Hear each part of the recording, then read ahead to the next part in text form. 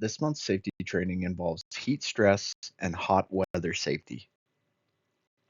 Training provides all employees with the knowledge to understand the hazards of heat stress and exposure to hot environments, including signs and symptoms to monitor for, identification of heat related illness, proper care plans, and best practices to prevent heat illness and injury from the heat. The larger term for all topics we'll cover today is heat stress. Heat stress is a condition where your body struggles to cool itself down, which can lead to varying levels of symptoms and complications. Heat stress can be caused by general high air temperatures and humidity, direct exposure to sunlight for long periods of time, radiant heat from nearby objects, strenuous activity, lack of hydration, and even the clothing we wear. If left unchecked, heat stress will continue to worsen, leading to more and more severe symptoms. One of the earliest signs of heat stress is also one of its primary causes. Dehydration occurs when your body loses more fluids than it's taking in, initiating the impact on core body functions. Things that can cause or make dehydration worse include poor water intake, even on cool days or when not exerting yourself, excessive sweating, vomiting, diarrhea, as well as certain medications. Warning signs of dehydration include thirst, darker colored urine, dry mouth, dizziness, and fatigue. A quick and easy check is a simple capillary refill test. Simply press on one of your fingernails until it becomes pale, releasing and counting how long it takes for the color to return to its usual. If it takes more than 2 to 3 seconds, it's usually an indicator you are dehydrated. Heat stress includes general heat fatigue. Heat fatigue is the beginning of the physical and mental state of exhaustion heat can present when coupled with dehydration. Symptoms of heat fatigue are usually less severe, but should be taken seriously and include things like dizziness, headache, weakness, and intense thirst. These initial symptoms are your first warning signs your body is struggling to regulate its temperature and your immediate attention is needed. Often, heat fatigue can be cared for with rest, cooling, and continuing to intake fluids. Heat rashes are skin conditions that occur when sweat becomes trapped under your skin, often forming small, clear bumps resembling blisters on the skin. Heat rashes can be caused by production of more sweat than sweat ducts can release, pores or hair follicles becoming blocked, heat preventing sweat from evaporating, or tight synthetic clothing that does not allow airflow. Most of the time, heat rashes will resolve without treatment. Simple care steps like moving to a cooler area, applying a cool rag, taking a cool shower, applying ice packs, or continuing to drink fluids should resolve most heat rashes. For more serious, worsening, or rashes that are not responding to care methods, medical attention must be sought. The next level of heat stress symptoms is the first semi-severe condition. Heat cramps are painful muscle spasms that typically occur when not only fluids are being lost, but your body's natural salt and sodium through sweating are being lost. Oftentimes, even if you're drinking water, electrolytes and sodium not found in water are still rapidly being lost while you sweat, which can lead to cramping. Prevention and control of heat cramps can usually be remedied by mixing in electrolyte or sports drinks. While the go-to is often things like Gatorade or Powerade, these drinks do have sugars and additives that can make things like diarrhea worse, which can make then dehydration worse or cramping worse.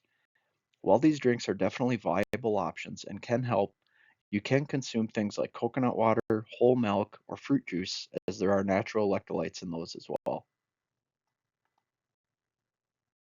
The next level of heat stress is heat exhaustion. This is when your body begins to physically overheat after losing excess water and salt, causing system warning signs of failure, including intense thirst, weakness, dizziness, nausea, intense headaches, profuse sweating, and chilled feelings with cold, clammy skin. It's important to understand the differences between heat fatigue and heat exhaustion. Fatigue involves early warning signs like dizziness, general weakness, and thirst, where exhaustion symptoms are much worse and more severe, including profuse sweating, faintness, nausea, cool, clammy skin, increased pulse, and lessening urine output as your body's water is depleting. Heat stroke is the most severe, life threatening of the heat stress illnesses. Heat stroke occurs when your core body temperature is elevated. You've lost your natural ability to cool yourself down, and your body's functions begin to fail. Symptoms of heat stroke include a body temperature well into the hundreds, total lack of sweating, skin that is physically hot or red, increased heart rate, as well as very serious symptoms like an altered mental state, confusion, or even unconsciousness. If left untreated, heat stroke can be fatal. If you've identified signs of heat stress in yourself or others, immediate action is warranted, and it can help prevent worsening of symptoms. For dehydration, it's critical to replenish fluids and electrolytes, keeping up hydration levels normally to eliminate further risk. If heat cramps are present, that means you are already either dehydrated, or even if you have been drinking water, you're losing electrolytes in your body's salt. In this situation, mix in sports drinks or electrolyte packs, or something like popsicles, continuing your fluid intake but also getting those nutrients back that you are losing. For heat exhaustion, you need to stop what you are doing to move to a shaded or cooler area. If possible, loosen your clothing, drinking cool water and electrolytes while you work to cool yourself down. For heat stroke, this is often a situation where others will notice before you do. If you notice someone experiencing heat stress or severe signs like heat stroke, contact 911 immediately, moving them to a cooler or shaded area. If possible, provide ice packs or cool towels to the neck, armpits, and groin area. Place a fan and monitor their temperature until help arrives. It is important to not force liquids into someone that either cannot swallow or is unresponsive. Some general best practices for preventing even the earliest symptoms of heat stress include general hydration. Drink cool water throughout the day. Try to reach at least 1 gallon per day normally. Slightly increase that as the exertion or temperatures would cause sweat or fluid loss. Rest and breaks are very important. Maximize your routine breaks to find a cooler or shaded area, prioritizing cooling down, fluid intake, and monitoring how you are feeling. On excessively hot days or tasks, it is important to take or allow more breaks to allow cooling down. Workload management, where possible, is very important. On extreme heat days, starting earlier or prioritizing the most intense work during the early hours or later in the evening can help a lot. Likewise, rotating tasks through a day to share exposures versus one person working in the hottest, hardest role all day is helpful. Monitoring is very important. Watch for signs and symptoms in yourself as well as others. Look out for one another and encourage drinking water, taking breaks, and notifying if symptoms or signs come up. Controls are a good help when it comes to hot workplaces or events. Things like fans, opening windows to allow in a breeze, and proper ventilation can make a lot of difference in how warm a space feels. Clothing is also very important. On warm days, dress appropriately to not create a heat stress situation. Looser clothing, lighter colored fabrics, and breathable options help reflect direct sunlight but also lessen radiant heat. Additional things like sun hats and long sleeves can help deflect sun rays, helping you stay cooler. Of course, training is important. Not everyone knows the signs and symptoms of when heat and heat stress can cause a problem. There are also many of us that don't drink as much water in a day as we should, or even know how much water to drink in the first place. One of the most beneficial ways to mitigate heat stress and issues related to working or being in hot environments is acclimatization. Most incidents and illnesses related to heat stress happen in the first few days of either a sudden increase in temperature, or traveling to a hotter destination, or exerting excess energy doing jobs that you either don't normally do or working harder than you normally would do. These types of sudden changes really require some buildup, getting used to the temperatures and exertions that are present. A good practice is the 20% method. If you are experiencing sudden temperature spikes, going to a hot destination, or changing roles and going to a hot workplace, increase the amount of energy or time spent in that space by 20% each day, working up to full speed by the end of your first week. This does not mean you can't be there, it just means limit full exertion until your body has had a chance to get used to those extremes. Another good rule of thumb is before beginning any hot task, going to a hot destination, or changing jobs to a warmer task, spend time before and during in your off time experiencing warmer environments, as it can both help acclimatization as well not lose any time that you may have already spent adjusting.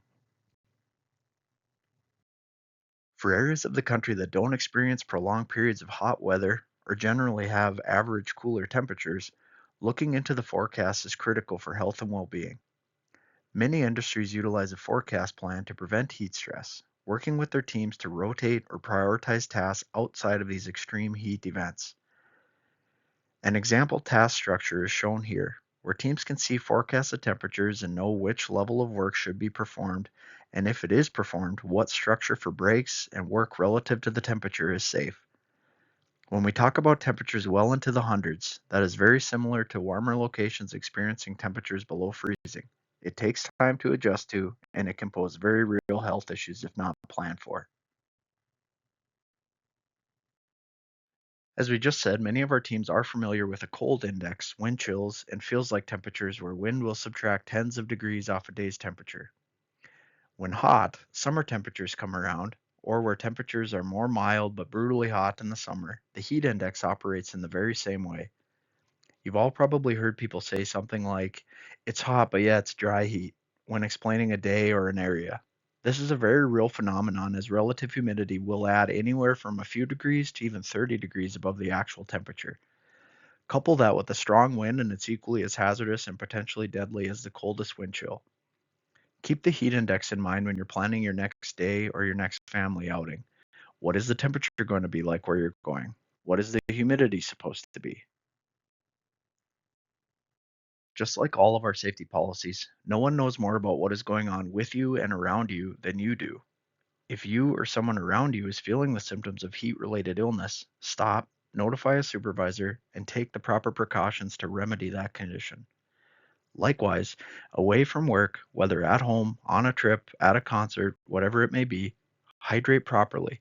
Plan your time, take breaks, and do not ignore the signs and symptoms of heat related illness. Thank you for taking the time to participate in this month's training. Understanding the hazards associated with hot environments, whether at work or at home, is critical to your health.